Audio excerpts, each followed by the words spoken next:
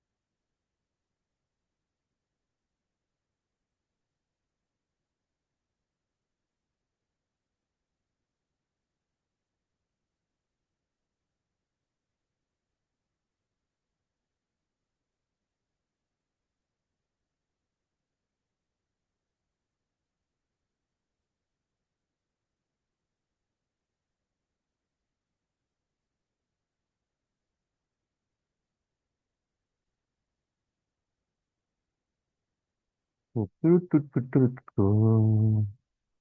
Tu, tu, tu, tu, tu, tu. Buenos días, José, ¿cómo estás?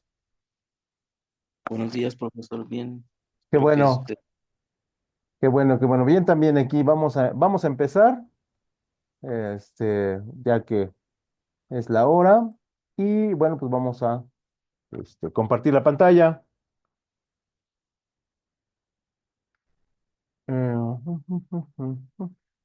Déjala más que se cargue y ahorita comenzamos. Perfecto. Bueno, eh, hace 2 semanas vimos recursos humanos, si no me equivoco. Hace una semana vimos mercadotecnia y hoy nos toca ver producción, ¿no? Que como nosotros sabemos o como se entiende, es una área donde transformamos las materias primas en productos terminados o en productos semiterminados.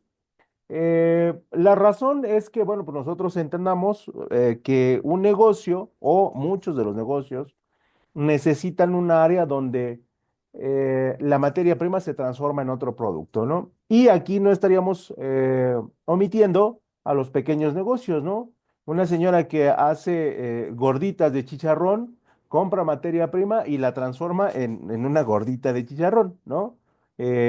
Unas alitas, tamales, en fin, toda la comida que nosotros conocemos, de alguna u otra manera, bueno, pues se transforma. Eh, y entonces, aunque sea pequeñito y aunque sea como muy empírico, todos los negocios tienen un pequeño departamento de producción, así como todos los negocios deben tener un departamento pequeñito y a lo mejor, repito, muy empírico de mercadotecnia, ¿no?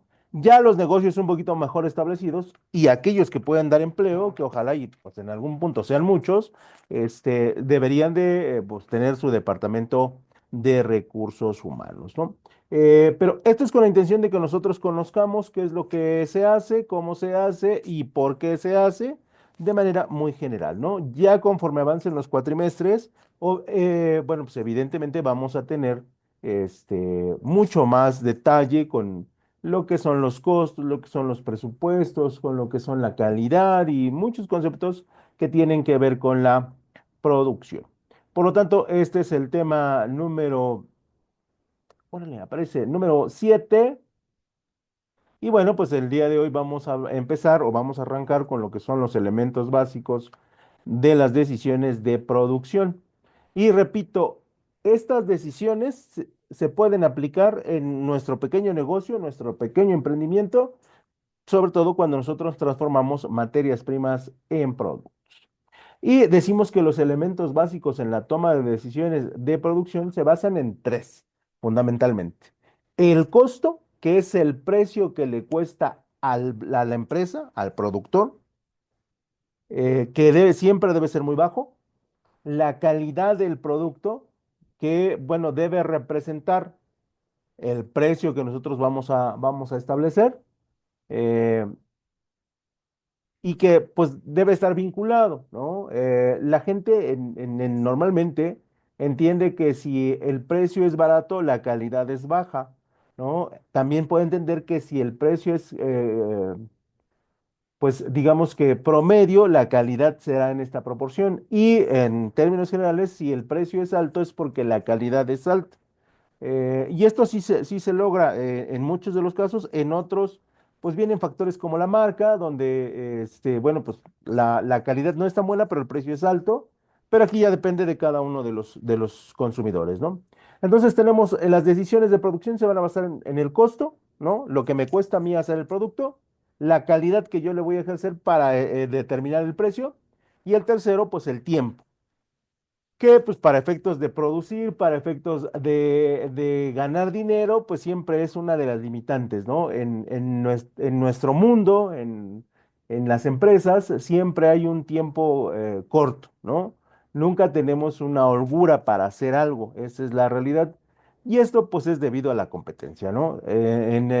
Al día de hoy se tiene muchísima competencia y eso hace que los tiempos normalmente se acorten muchísimo, ¿no? Entonces, cuando nosotros querramos desarrollar un negocio, cuando nosotros querramos montar un emprendimiento, también debemos considerar en el costo que a mí me genera el hacer el producto o comprar el producto, la calidad que le quiero vender a las personas y en ese sentido, entre costo y calidad, yo podría definir un precio, ¿no? Y luego los tiempos en los cuales, pues voy a comprar más, voy a comprar menos, voy a producir más o voy a producir menos, ¿no? Por ejemplo, ¿no? Ahorita la ropa de invierno ya es una ropa que, pues ya no se está fabricando. ¿Por qué? Porque su periodo terminó. Y seguramente desde principios de enero e incluso en noviembre, las empresas ya estaban trabajando con la ropa de primavera, ¿no? Que es una ropa mucho más fresca, mucho más, ligera, pues para el tiempo de calor, ¿no? Y entonces el tiempo, siempre estamos apremiados con el tiempo, ¿no? Termina la primavera, empieza el otoño, luego lo empiezan las lluvias y ahí es otro tipo de ropa. Y así nos vamos, ¿no? Prácticamente en todos los artículos, en todos los productos, pasa lo mismo. Tres decisiones que debemos tomar siempre y luego decisiones complementarias, como cuánto debemos de producir, ¿no? Si yo me dedico a vender tamales, ¿cuál es la cantidad correcta que yo debo de producir de tamales? Si yo produzco 25 son pocos, si yo produzco 50 puede que sean pocos, pero si yo produzco 75 puede que sean muchos, ¿no? Entonces siempre hay que tener en cuenta, en el caso de los tamales, cuál es la medida correcta. Para las empresas más grandes pasa exactamente lo mismo. ¿Cuántas playeras de algodón debo producir en un mes? ¿No? ¿Para qué? Pues para que las pueda yo colocar en las diferentes puntos de venta. ¿Cuántas Samsung, cuántos teléfonos? Bueno, que este no es, ¿eh? Nada más es un ejemplo. ¿Cuántos teléfonos debemos producir de gama media en un semestre? ¿No? Y a partir de eso, sí empezamos a determinar, pues cómo hacerlo, ¿no? Qué tanta es la cantidad que el público, el consumidor me va a tomar?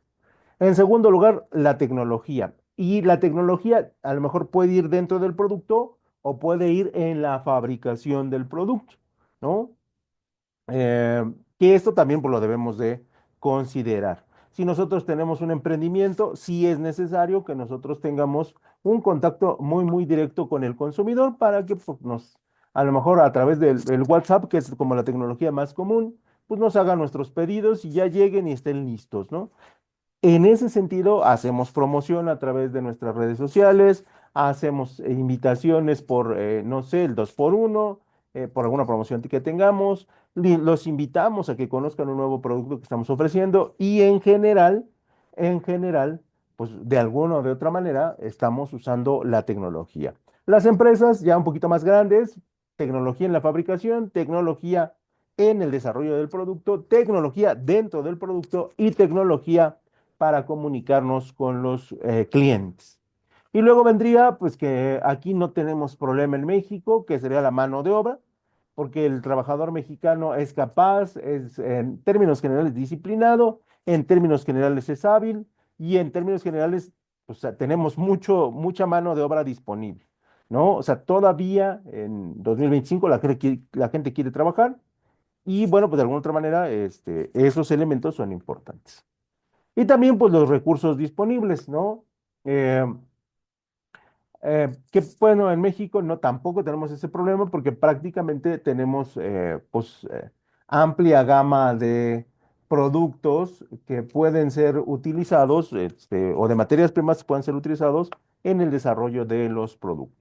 En ese sentido, somos un país rico en materias primas, de todo tipo, y de alguna otra manera, pues en términos generales, no padecemos de escasez para la fabricación de estos productos. Entonces, por un lado, tenemos tres decisiones básicas: el costo, la calidad y el tiempo. Y sobre el costo, la calidad y el tiempo, tenemos decisiones de cantidad, de tecnología, de mano de obra y de recursos disponibles, ¿no? Esto no lo debemos dejar pasar porque son decisiones que siempre vamos a tener que tomar. ¿Sale? En segundo lugar, bueno, perdón, en tercer lugar, hablaríamos de, pues, una cosa que nosotros debemos de considerar, que son los elementos básicos en la toma de decisiones que habíamos dicho: costo, calidad y tiempo de producción, solamente para reafirmar ese punto.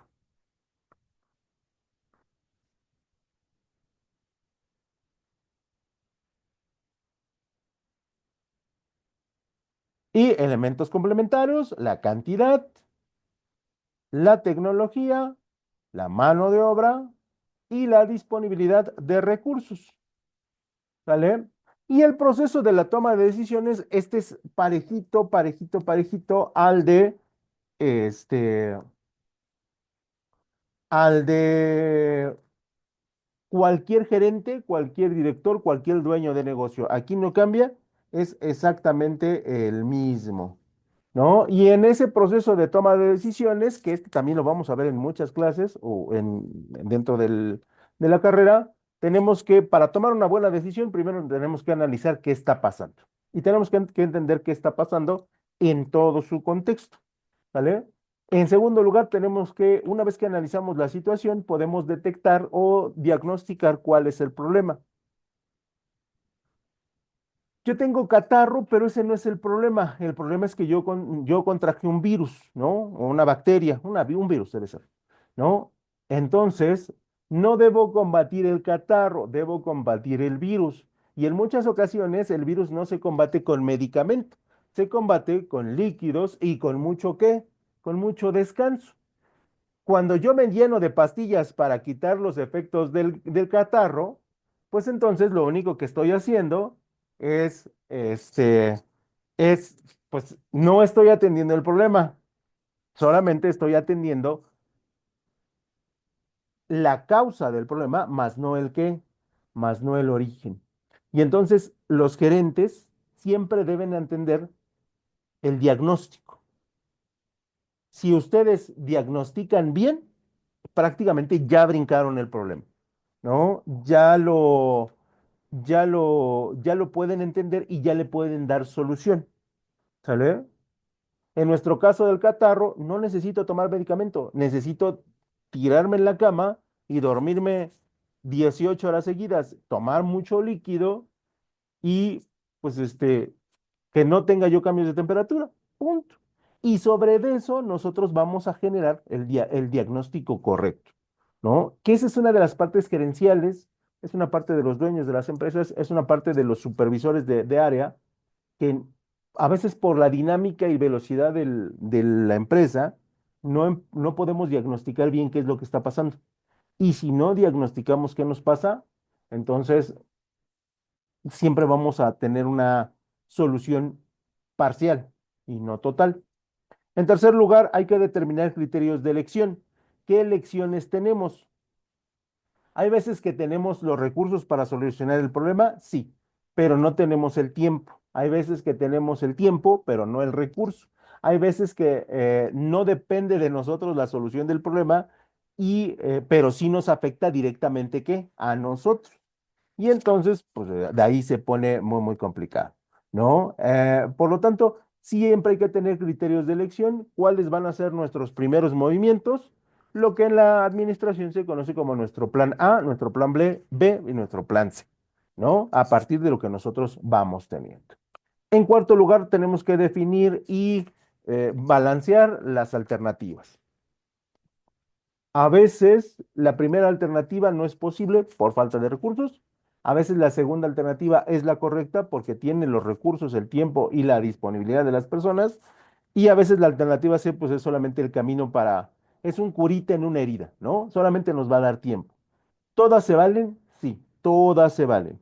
¿Sale? Porque aquí no hay, en la administración no hay soluciones definitivas porque tratamos con personas y tratamos con múltiples variables. Lo que sí es que no podemos, y eso sí no se vale, tener un problema y no atenderlo. Eso es algo que no puede pasar. Yo tengo un problema, lo identifico, lo analizo, sé cuál es el origen que me está dando este problema y lo atiendo. Puedo fracasar en la solución del problema, pero no puedo no intentar solucionarlo. Esa es una máxima de la administración, ¿sale? Sea un problema muy pequeñito, sea un problema gigantesco, sea un problema donde el mundo se te está cayendo encima, tú tienes la obligación como administrador de solucionarlo, ¿no? De darle solución. ¿Se puede fracasar? Sí, pero no se puede no hacer nada por el problema. Quinto lugar, o quinto elemento, elegir la mejor alternativa. La mejor alternativa es la que tú analizas a partir del entorno que tienes. Y nunca, también esta es una regla de administración, nunca se debe dudar de la decisión que se tomó. ¿Fue la mejor? Sí, porque yo no conozco en 50 años de edad y en 35 años de ejercicio, nunca he conocido un gerente, un director, un administrador que quiera fracasar en su decisión. Jamás, jamás, ¿no? Todos quieren que la cosa se solucione. Entonces, siempre les digo, siempre comento, la decisión que tomen es la que es la mejor. Y no duden y síganla, concluyanla, ¿no? Y si la solución tiene 4 pasos, concluyan los 4 pasos. Si la solución tiene 3 pasos, concluyanlos. Y si después no funciona, bueno, pues vamos a replantearnos qué estamos haciendo bien y qué estamos haciendo mal. Y dentro de la toma de decisiones debemos tener consideraciones adicionales, ¿no? Y dentro de esas consideraciones debemos de tomar en cuenta, pues, los factores que de alguna o de otra manera nos hagan solucionar el problema de forma total, ¿no? Y en ese sentido, sí tenemos consideraciones especiales para el departamento de producción. Y dentro de esas consideraciones decimos que al tomar decisiones de producción es importante considerar todos los factores cuidadosamente para garantizar que se tomen las mejores decisiones posibles. Al tomar decisiones es necesario no involucrarse de manera personal en la situación presentada y de tratar de tomar decisiones bajo una postura imparcial y neutra. Y este es trabajo del gerente y de todos los gerentes del departamento, de los departamentos, ¿no? Si yo te llamo la atención a un auxiliar o a un colaborador, no es que le llame la atención a José, ¿no? Yo le estoy llamando la atención al auxiliar de inventarios de producción. Esa dinámica nos hace establecer que no hay nada que personal en la llamada de atención, en la retroalimentación, esa sería la palabra correcta. Hay una, hay que involucrarse, pero sí, con los puestos, más no con las personas, ¿no? Y en México nos debemos de quitar la idea de que nuestros jefes nos regañan, ¿no? Los jefes no regañan, los jefes retroalimentan, porque ya trabajamos con gente adulta, ya trabajamos con gente muy experimentada, ya trabajamos con profesionistas, como para yo llegar y decirle, te voy a regañar y te voy a dar 2 nalgadas, ¿no? No, O tomarlo personal. exactamente. Nada, nada, nada, nada es personal. Todo es neutro, ¿no? Y eso es algo que el gerente se los debe hacer saber, se los debe hacer sentir a los trabajadores en todo momento posible. Yo no estoy regañando a José, nunca jamás podría regañarlo. ¿Qué autoridad tengo yo para regañarlo? Ninguna. Pero sí tengo la autoridad para decirle a mi subgerente de producción, oye José, ¿qué está pasando? ¿Sale? Retroali- retroalimentar. Por supuesto. Siempre lo retroalimentamos, siempre, jamás lo regañamos. Y esa palabra la debemos de quitar del diccionario de palabras que use cualquier gerente, ¿no? Nadie nos regaña, nadie nos llama la atención, todo mundo nos retroalimenta, ¿sale? Y también yo como gerente o tú, José, como gerente, pueden recibir retroalimentación y uno la debe de escuchar con voz, con una postura imparcial y neutra. Sí, Ok, para nuestro desarrollo profesional. exactamente. También es necesario usar datos eh, numéricos, estadísticos, gráficas, reportes que nos ayuden a entender qué es lo que está pasando con la problemática que estamos teniendo, ¿no? Y al tomar una decisión es necesario no involucrarse de manera personal, ¿no? Jamás nos vamos a involucrar de manera personal, solamente vamos a involucrar nuestro trabajo, ¿no? Porque también hay que separar nuestra parte laboral, que es profesional, que es éticamente y moralmente correcta, pero también después de que nosotros salimos del trabajo, ahí sí nos convertimos en Alejandro Sánchez, en José Elvera y dejamos los problemas de la empresa por un ratito a un lado, ¿no? Ok, Y de alguna otra manera, esto nos va a ayudar muchísimo a que podamos separar nuestros dos entornos de vida, tanto el profesional como el personal. Luego vamos a tener tipos de producción, cómo es que producen las grandes empresas o los pequeños talleres. Y aquí estaríamos hablando de talleres, empresas medianitas que sí tienen algo de personal, ¿no? Y nuestra primera forma de fabricar, que es un método viejito pero excelentemente bien desarrollado, que sería lo que es la producción en masa, ¿no? Que este es nuestro primer método. Y la producción en masa,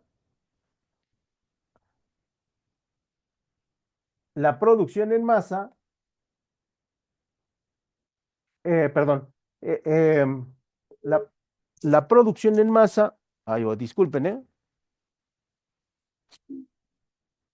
se utiliza una línea de ensamble para producir grandes cantidades de productos idénticos. Lo que hacemos es que estamos creando un rompecabezas en diferentes maquinarias donde ese rompecabezas al final del proceso se va a unir y se va a transformar en un producto, ¿sale?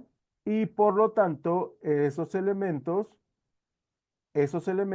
son importantes para poder producir de manera pues, grande, con muchos productos. Este sistema se caracteriza por su eficiencia y la velocidad en producción, ¿no? Por lo tanto, sí es importante que nosotros tengamos la posibilidad de que si tenemos una producción alta, nosotros produzcamos en masa, ¿no? Yo siempre pongo el ejemplo de la cerveza, ¿no? Que por ejemplo Corona llega a producir 1 millón de cervezas de estas de 600 mililitros en un día, ¿no? Lo que implica tener una producción muy, muy grande de nuestros productos. O por ejemplo, Sabritas, ¿no? Que en un buen día, en un turno, te produce 600,000 unidades de papas Sabritas, que esa es una producción en masa realmente muy, muy, muy fuerte, ¿no? Esa es la producción que más nos interesa, ¿no? Producir grandes cantidades y al producir grandes cantidades en términos económicos, utilizamos que a mayor volumen, menor precio. Y dentro de las características que hablábamos de la producción en masa, decimos que se basa en la automatización y la maquinaria especializada. Normalmente aquí el obrero calificado no se involucra prácticamente en manipular la materia prima, sino que pues prácticamente solamente está revisando que la maquinaria esté cumpliendo con lo que fue programada, ¿no? Por ejemplo, en Sabritas, el proceso es totalmente automatizado.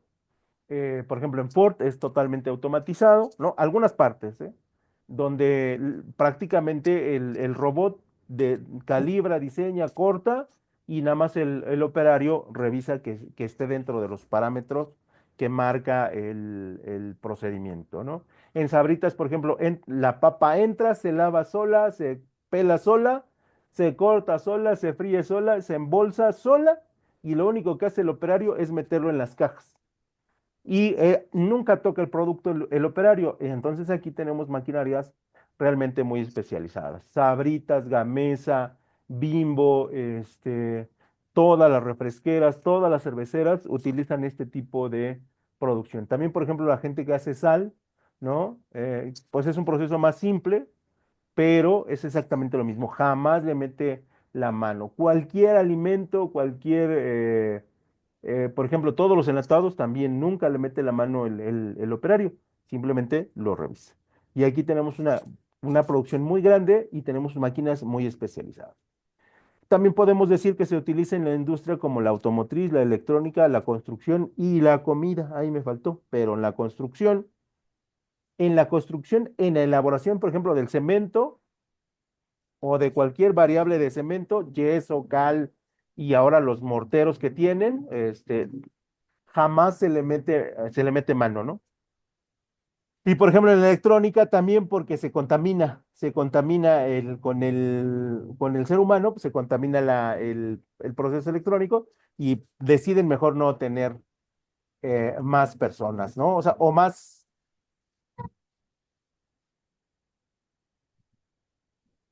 perdón, o más contacto con el producto. Otras características es que se beneficia de la economía de escalas. ¿Qué es la economía de escalas? Que, bueno, pues evidentemente en nuestro país no tenemos gran problema porque somos muy grandes, ¿no? Pero en países que son más pequeñitos, si yo tengo una producción grande de sal, lo que voy a hacer, lo que me determina la economía, es que yo le venda mi sal a otros, ¿qué? A otros países, ¿no? Y a su vez, a lo mejor ese país la compra muy barata y ¿qué puede hacer? Vendérsela a otro país, ¿no? Revenderla, porque en el mundo también hay países que revenden, hay países que compran y hay países que importan, ¿no? Y entonces la economía de escala se refiere a regiones muy grandes del planeta o incluso todo el planeta, ¿no? Que hay productos, por ejemplo, Samsung, Sony,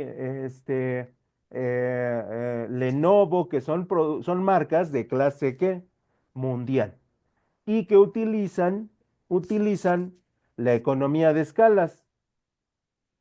En Corea del Sur, que creo que es la buena, hacen el proceso del Samsung, pero no se ensambla en Corea del Sur, se ensambla en México. Y de México se va ¿a dónde? A Estados Unidos y a toda América Latina, ¿no? Nike. Nike, por ejemplo, tiene sus oficinas en Estados Unidos, las corporativas, pero el 80% de los tenis no se fabrica en Estados Unidos, se fabrica en Vietnam, ¿no? Y entonces esa es economía de escala, ¿no? Por lo tanto, sí podemos producir muchísima elementos porque realmente no tenemos problema. Y otra característica que es importante es la velocidad y eficacia y la uniformidad, ¿no?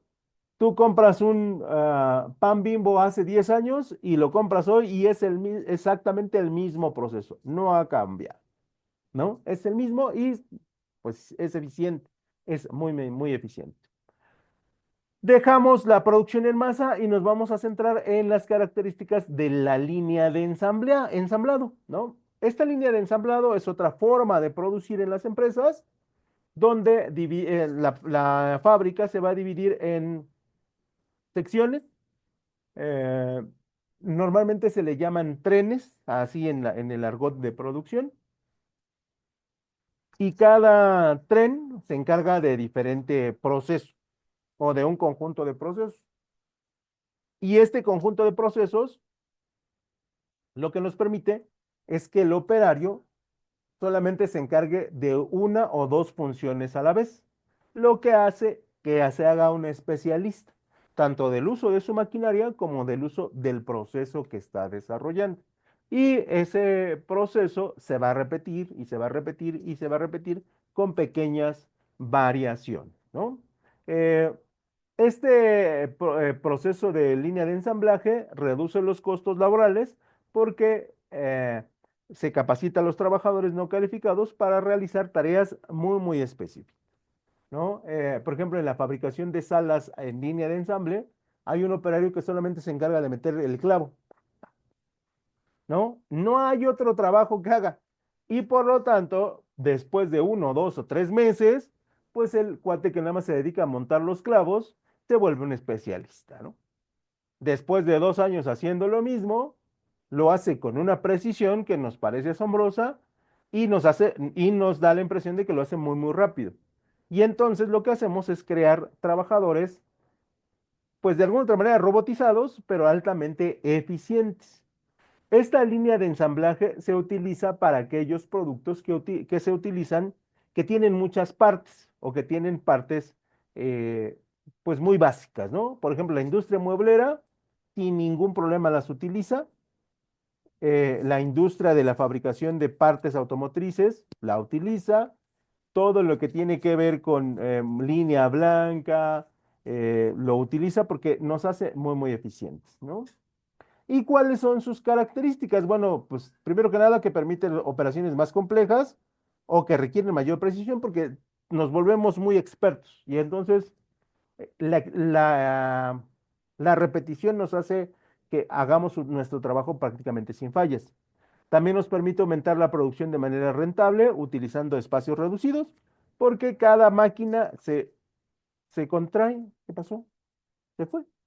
Se contrae y de alguna otra manera, bueno, pues lo que pasa es que ocupamos el espacio en su mayor tiempo posible. Luego tenemos los nuevos enfoques en la producción y dentro de los nuevos enfoques de la producción, perdón, incluimos la manufactura esbelta, eso de en procesos de fabricación y en procesos tecnológicos, lo que es la nube y las tecnologías, ya para esto como publicidad, las tecnologías inclusivas, ¿no? Y dentro de las tecnologías esbeltas, o manufacturas esbeltas, se conocen o se atienden que eliminan actividades del proceso productivo que no agregan valor al producto, ¿no? Esto es, reducimos los procesos para hacerlos que al mínimo. Y al mismo tiempo aumentamos la eficiencia y reducimos los costos. Y de repente la gente dice, ay, pues, ¿cómo será eso, no?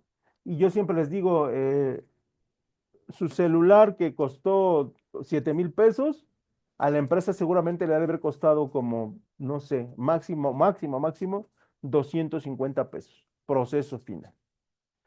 De hecho, no sé si te hayas dado cuenta, pero ya menos teléfonos nuevos vienen con cargador, Sin audífonos. sin audífonos, ¿no? Sin carcasa. Y esto hace que el costo disminuya. De hecho, puedes, no sé, ahora que vayas al centro comercial, ve las cajas de las televisiones Samsung. Cafés, ya no tienen logo, ya no tienen color, ya no tienen diseño. Cafés Samsung y listo. Ok. Y entonces es una tecnología esbelta, que es lo que se busca o es lo que se apuesta hoy en día para que los precios sean contenidos o los costos sean contenidos, aunque no los precios. ¿Vale?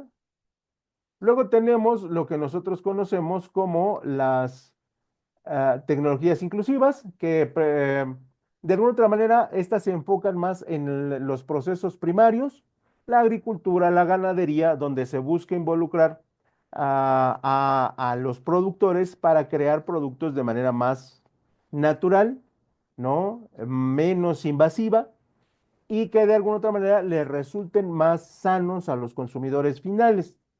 Son tecnologías que se van utilizando o que se van reutilizando, porque antes así se fabricaban, y estas tecnologías inclusivas sí nos ayudan mucho en el cuidado del medio ambiente. ¿Sale? Y de alguna otra manera nos ayudan a crear nuevas oportunidades en términos del desarrollo de oportunidades de trabajo. Estas tecnologías inclusivas menos contaminantes e incluso, por ejemplo, el proceso de sacrificar a los animales como las vaquitas y los cerdos, se ha vuelto pues, menos traumático para las mismas, ¿no? Se trata de utilizarlos sin ser tan crueles en el proceso de utilizar pues, su carne, ¿no? Este, y esto se logra pues, para que las personas pues sientan que no se les está haciendo daño a las personas, ¿no? Luego hablaríamos un poquito de la clasificación de los procesos de producción y dentro de la clasificación tenemos la producción en volumen, la producción en modo de producción y el tipo de transformación. Son modos que nosotros adaptamos y cuando hablamos de la producción por tipo de producto, aquí tenemos producciones bajo pedido, donde se fabrica un producto adaptándose a las necesidades de un cliente, que estas son empresas pequeñas, ¿no? Quiero una sala, pero la quiero de color, no sé, durazno. Ok, no hay ningún problema, te lo podemos hacer. Llega otro cliente, quiere una sala, pero que de color café, ¿no? Café oscuro. Bueno, son empresas que trabajan bajo pedido, pero normalmente los pedidos son pequeños. Luego tenemos la producción por lote, donde se fabrican grandes cantidades de productos similares, ¿no? La producción por lote puede ser producción por masa, y aquí, bueno, pues no hay ningún problema. Luego tendríamos por el tipo, la producción por el tipo de producto, hablábamos la producción en masa, que se fabrican grandes cantidades de productos idénticos. Producción continua, que se fabrican bienes de forma ininterrumpida. Sal, frijol, aceite, ¿no? E incluso los helados de Holanda y cualquier de estas empresas se fabrican por producción continua. Refrescos, cervezas y la producción por volumen, que pues normalmente son proyectos o pedidos por un grupo de personas, ¿no? Hay empresas que te dicen, sí te puedo fabricar tus 15 salas, pero necesito que venga otro cliente y me encargue otras 15 para que a mí me convenga hacer 30 y yo así te las pueda dar a un precio contenido. Y normalmente esto todavía en las empresas muebleras, que todavía hay muchas en el país, se sigue ejecutando. Luego tenemos el modo de producción simple, donde se produce una mercancía o servicio único, que estos son producciones simples artesanales, que no son baratos hoy en día, o que no deberían de ser baratos, sobre todo si lo quieres con partes específicas. Y luego tenemos el modo de producción múltiple, donde los productos son técnicamente interdependientes, que es, por ejemplo, el caso del celular. El celular sin un cargador no te funciona, ¿no? El cargador no te funciona sin un cable de alimentación y el celular no te sirve sin un paquete de datos. Es más, el celular no te sirve sin una SIM. Ok. Entonces, por lo tanto, son modos de producción múltiples. Para que un celular pueda funcionar, necesitas paquetes de datos, carcasas, eh, este, tu cargador y tu cable de alimentación. Y todo se tiene que fabricar. Si no lo fabrica una empresa, lo van a fabricar otras para complementar ese producto, ¿no? Lo mismo sucede, por ejemplo, con los automóviles. Necesitas el shampoo para limpiarlo, la cera para limpiarlo, la aspiradora para limpiarlo, necesitas la gasolina, ¿no? Porque un automóvil sin gasolina, pues es exactamente lo mismo que una bonita obra de arte ahí quieta, ¿no? Luego tenemos por el tipo de transformación, que son los tipos de producción técnicos, donde se modifican las propiedades intrínsecas de las cosas, donde podemos hacer diferentes cosas con el mismo producto. Lo que nosotros conocemos hoy en día como la gama baja, la gama media y la gama alta de todo, ¿no? Es el mismo diseño, pero tiene diferentes cosas. Y luego tenemos los procesos de transformación de modos, que se modifican las selecciones de las cosas para que puedan darnos un resultado diferente. ¿Sale? Disculpa. Y luego ya Sí, casi para terminar, tendríamos que, por el tipo de transformación, tenemos producciones de lugar, que se desplazan las cosas en el espacio, y tendremos por producciones de tiempo, que se conservan en el tiempo. ¿Qué quiere decir esto? Que hay productos que pueden durar muchísimo tiempo haciéndoles ciertos ajustes. Por ejemplo, los automóviles, que tenemos automóviles de 40, 50, 60, hasta 100 años, y tenemos que haciéndole ciertos ajustes o teniendo la maquinaria o las herramientas o el equipo correcto, no tenemos ningún problema en que siga funcionando. Y luego tenemos los productos de tiempo, que se conservan en el tiempo durante muchos años, que eso ya es menos, ¿eh? Esto ejecutaba todavía en la época de los 80s, 90s, pero después de ahí ya no existen y seguramente por ahí en tu casa o en la casa de algún familiar deberán tener un refri que tiene 30 o 40 años y sigue funcionando como el primer día. Sí, las licuadoras. Las licuadoras, las televisiones, ¿no?